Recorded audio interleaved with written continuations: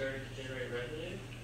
Because it's not already starting to generate. It doesn't have enough products that can be related to. Cars, everybody familiar with the film Cars?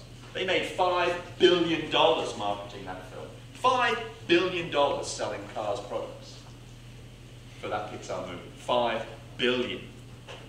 That's how many dollars were generated. They say this film doesn't have enough spin-off products. So Wall Street is already complaining about the work of art that it's not going to make enough money. How sick is that? Do we still care about Wall Street? I think we should give them all a good spanking. Is what I think. I think we should just en masse, all 300 million of us, descend on Wall Street and just give them a good spanking. That's what they need. But that's it. It gives you a sense of, again, how society changes and how art. And by the way, the people at Pixar, they produce art. Movies are art. Some of it's great art. Some of it's pretty poor. But yeah, it's all a matter of perspective, but art is art, right? It's expression, okay? Some of it's base, okay? And some of it has the highest values in mind. How do we look at these things? How do we expose meaning from them? So let's just bring on board some tools today.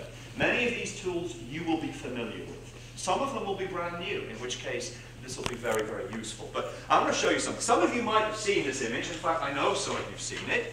Some of you might not have seen it. Has anybody seen this painting before? A few of you have, about 10 or 11 of you. Doesn't matter.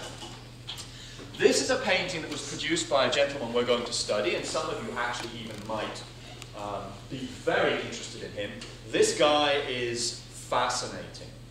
And his name was Francisco Goya, a Spanish artist who was active in the 18th century and into the early 19th century. A brilliant individual.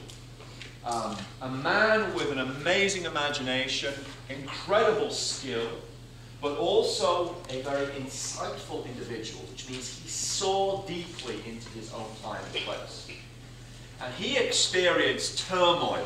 He experienced, of course, the sort of the last gasp of kind of medieval culture in Europe, which was still actually very much present in Spain in the 18th century.